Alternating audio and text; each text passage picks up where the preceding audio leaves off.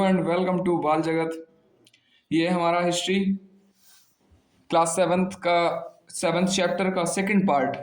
जैसा कि हमने पहले वाले चैप्टर में देखा था, चैप्टर का नाम है जनजातियां, खानाबदोश और एक जगह बसे हुए समुदाय।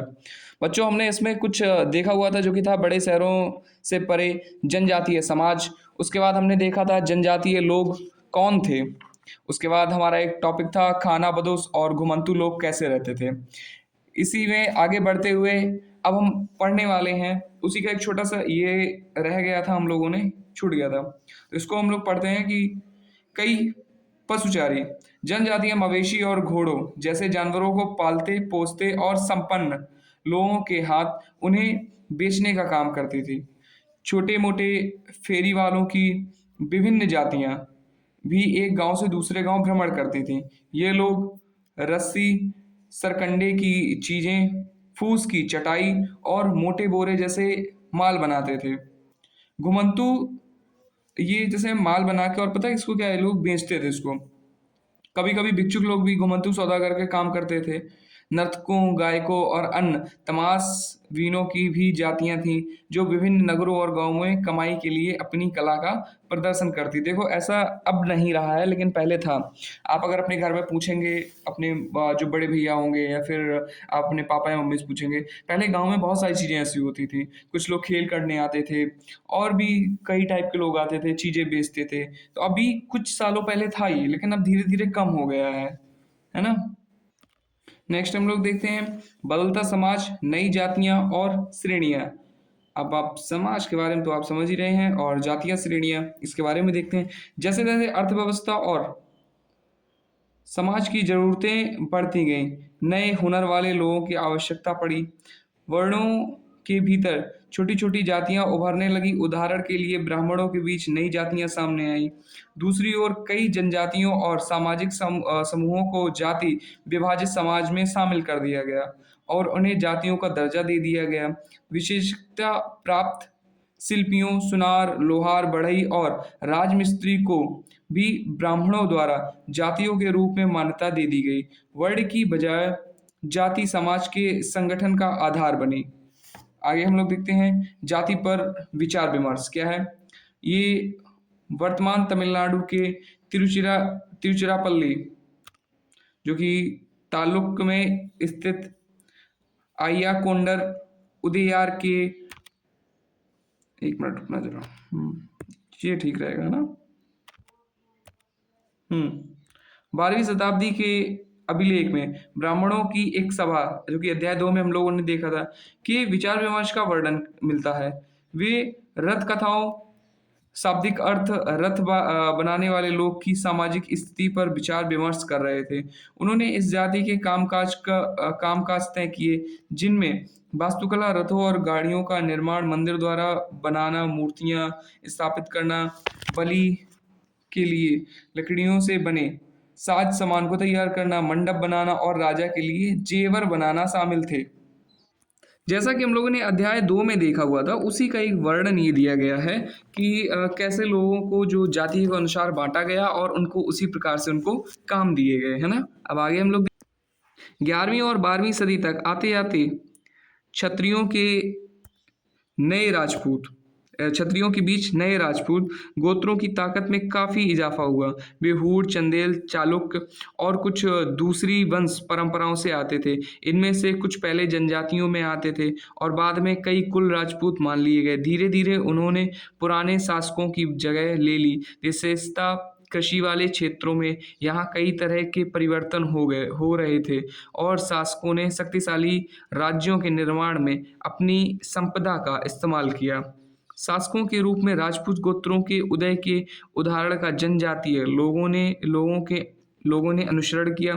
धीरे धीरे ब्राह्मणों के समर्थन से कई जनजातियां जाति व्यवस्था का हिस्सा बन गईं, लेकिन केवल प्रमुख जनजातीय परिवार ही शासक वर्ग में शामिल हो पाए। उनकी बहुसंख्यक आबादी समाज की छोटी जातियों में ही जगह बना पाई। दूसरी तरफ पंजाब, सिंध और उत्तर पश्चिमी सरहद की प्रभुत्वशाली जनजातियों ने काफी पहले इस्लाम को अपना लिया था। वे जाति व्यवस्था को नकारते रहे। ये सनातनी हिंदू धर्म के द्वारा प्रस्तावित गैर बराबरी वाले सामाजिक व्यवस्था इन इलाकों में बड़े पैमाने पर स्वीकार नहीं की गई।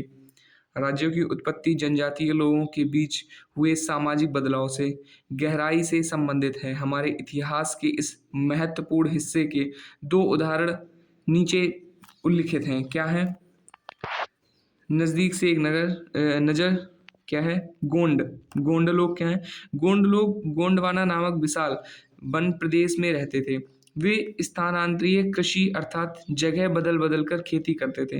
विशाल गोंड जनजाति कई छोटे छोटे कुलों में भी बटी हुई थी। प्रत्येक कुल का अपना राजा या राय होता था। जिस समय दिल्ली के सुल्तानों की ताकत घट रही थी, उसी समय कुछ बड़े गोंड राज्य छोटे गोंड सरदारों पर हावी होने लगे थे।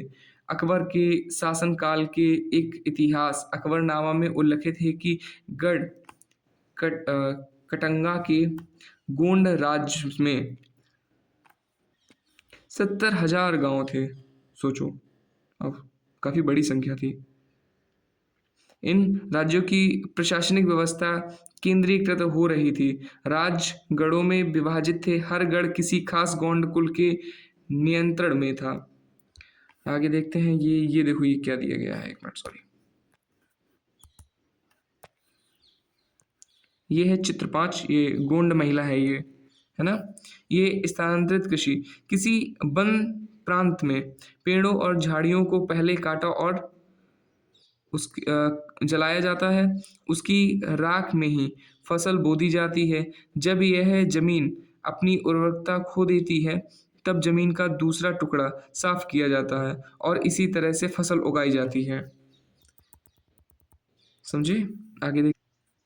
ये पुनः 84 गांवों की इकाइयों में विभाजित होते थे, जिन्हें चौरासी कहा जाता था। 84 का उपविभाजन बरहोतों में होता था, जो 12-12 गांवों को मिलाकर बनते थे। बड़े राज्यों के उदय में गोंड समाज के चरित्र को बदल डाला। उनका मूलतः बराबरी वाला समाज धीरे धीरे असमान सामाजिक वर्गों में विभाजित हो गया। ब्राह्मण लोगों ने गोंड राजाओं से अनुदान में भूमि प्राप्त की और अधिक प्रभावशाली बन गए। गोंड सरदारों को अब राजपूतों के रूप में मान्यता प्राप्त करने की चाहत हुई। इसीलिए गढ़ कटंगा के गोंड राजा अमन दास ने संग्राम शाह की उपाधि धारण की। उसके पुत्र दलपत ने महोबा के चंदेल राजपूत राजा सालवाहन की पुत्री राजकुमारी दुर्गावती से विवाह किया। दलपत की मृत्यु कम उम्र में ही हो गई। रानी दुर्गावती बहुत योग्य थी और उसने अपने 5 साल के पुत्र वीर नारायण के नाम पर शासन की कमान संभाली। उसके समय में राज्य का और अधिक विस्तार हुआ। 1565 में आसिफ खान के नेतृत्व में मुगल सेना ने गढ़ कटवा पर हमला किया। रानी दुर्गावती ने इसका जमकर सामना किया। उसकी हार हुई और उसने समर्पण करने की बजाय मर जाना बेहतर समझा। उसका पुत्र भी तुरंत बाद लड़ता हुआ मारा गया। ये एक चित्र दिया गया हुआ है, देखते हैं। एक नक्काशीदार दरवाजा ये है, आप देख सकते हैं। दरवाजा है जो कि गोंड जनजाति बस्तर क्षेत्र मध्य प्रदेश से प्राप्त हुआ है। ये देखो, एक दरवाजा है ना, यहाँ फंसाने के लिए ऐसे, और इस पर देखो चित्र बने हुए हैं। इसमें हाथी बना हुआ है और भी कुछ ऐसे छोटे छोटे चित्र हैं, समझ नहीं आ रहा है। आगे देखते हैं हम लोग क्या है। गढ़ कटंगा एक समृद्ध गांव था। क्या था? गढ़ कटंगा एक समृद्ध राज्य था। इसने हाथियों को पकड़ने और दूसरे राज्यों में उनका निर्यात करने के व्यापार में खासा धन कमाया। जब मुगलों ने गोंडों को हराया तो उन्होंने लूट में बेशकीमती सिक्के और हाथी बहुतायत में हथिया लिए। उन्होंने राज्य का एक भाग अपने कब्जे में ले लिया और शेष वीर नारायण के चाचा चंदर शाह को दे दिया। गढ़ कटंगा के पतन के बावजूद गोंड राज्य कुछ समय तक चलता रहा, लेकिन वे काफ़ी कमज़ोर हो गए और बाद में अधिक शक्तिशाली बुंदेलों और मराठों के खिलाफ उनके संघर्ष असफल रहे। अब हम देखेंगे अहोम के बारे में। अहोम कौन थे, है ना?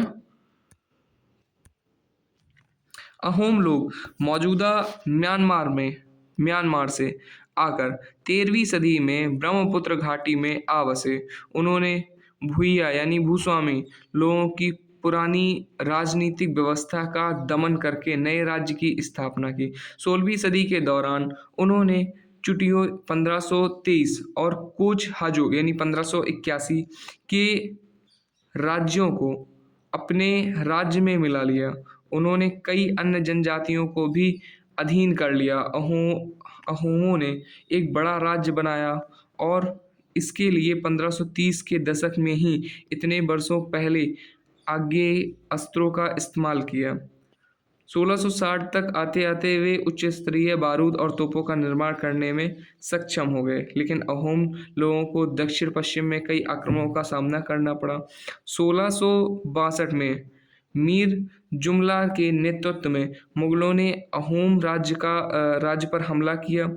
बहादुरी से सामना करने के बावजूद अहोम लोगों की पराजय हुई, लेकिन इस क्षेत्र पर मुगलों का प्रत्यक्ष नियंत्रण ज़्यादा समय तक बना नहीं रह सका। अहोम राज्य बेगार पर निर्भर था। राज्य के लिए जिन लोगों से जबरन काम लिया जाता था वे पाइक कहलाते थे।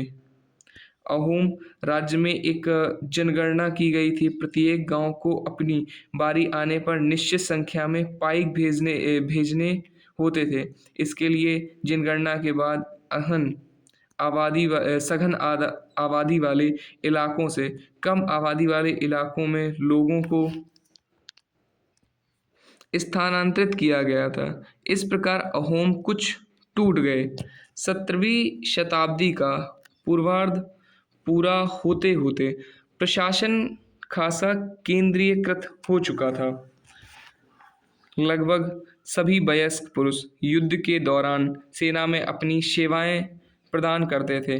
दूसरे समय वे बांध, सिंचाई व्यवस्था इत्यादि के निर्माण या अन्य सार्वजनिक कार्यों में जुटे रहते थे। अहोम लोग चावल की खेती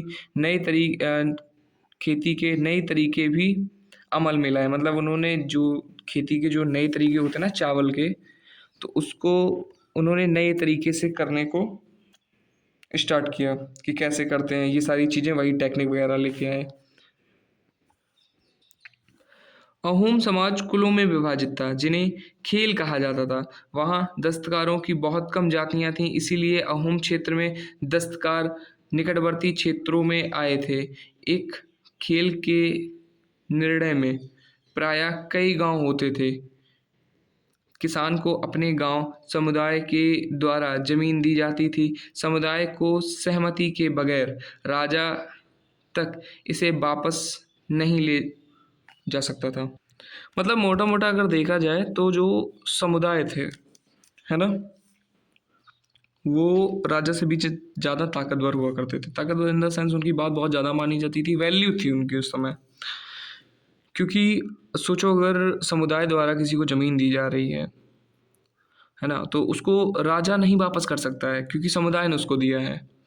तो अगर देखा जाए तो सच में समुदाय उस समय जो है काफ़ी ताकतवर हुआ करते थे। देखते हैं आगे। शुरुआत में अहोम लोग अपने जनजातीय देवताओं की उपासना करते थे, है ना, लेकिन 17वीं सदी में पूर्वार्ध में ब्राह्मणों के प्रभाव में बढ़ोतरी हुई। ऐसे मंदिरों और ब्राह्मणों को राजा के द्वारा भूमि अनुदान में दी गई। उसके बाद एक शिव सिंह थे जो कि 1714-1744 तक उनका काल रहा। तो उनके काल में हिंदू धर्म वहाँ का प्रधान धर्म बन गया था। लेकिन अहोम राजाओं ने हिंदू धर्म को अपनाने के बाद अपनी पारंपरिक अवस्थाओं को पूरी तरह से नहीं छोड़ा था। मतलब जो उनकी पुरानी अवस्थाएं थीं उनको उन्होंने नहीं छोड़ा था। अहोम समाज एक अत्यंत परिष्कृत समाज था। कवियों और विद्वानों को अनुदान में जमीन दी जाती थी। नाट्य कर्म को प्रोत्साहन दिया जाता था। संस्कृत की महत्वपूर्ण कृतियों का स्थानीय भाषा में अनुवाद किया गया था, है ना। उसके बाद एक था बुरंजी नामक ऐतिहासिक कृतियों को अपने अहोम भाषा में और फिर असमिया में लिखा गया था। असमिया मतलब एक लैंग्वेज होती है, असमिया, है ना। ये देखो इन्होंने कुछ, ये देखते हैं, ये आप देख सकते हैं, ये है ईयरिंग बोल सकते हैं इसको, कान का आभूषण, कवाई नागा जनजाति, ये मणिपुर से प्राप्त हुआ है ना। वहाँ की एक जनजाति है, कौन सी, कवाई नागा। उसके बाद हम लोग देखते हैं क्या है, निष्कर्ष। निष्कर्ष क्या है, इसमें है जिस युग की हम चर्चा करते आए हैं उस युग के दौरान उपमहाद्वीप में काफ़ी सामाजिक परिवर्तन हुए या हुआ। वर्ण आधारित समाज और जनजातीय लोग एक दूसरे के साथ लगातार संपर्क में आते रहे। इस आदान प्रदान ने दोनों तरह के समाजों में अनुकूलन और बदलाव की प्रक्रिया चलाई। बहुत सी विभिन्न प्रकार की जनजातियां भी, और उन्होंने विभिन्न प्रकार की जीविकाएं अपनाई। कालांतर में उनमें से कई जातीय आधारित समाज में शामिल हो गई, लेकिन कईयों ने जाति व्यवस्था और सनातनी हिंदू धर्म दोनों को ही नकार दिया। कुछ जनजातियों ने सुसंगठित प्रशासनिक व्यवस्था वाले विस्तार राज्यों की स्थापना की। इस तरह वे राजनीतिक रूप से ताकतवर हो गए। इसने उन्हें बृहत और अधिक जटिल राज्यों और साम्राज्यों के साथ संघर्ष की स्थिति में ला खड़ा किया। मंगोलों के बारे में हम लोग देखते हैं। मंगोल, अपने एटलस में मंगोलिया ढूंढिए।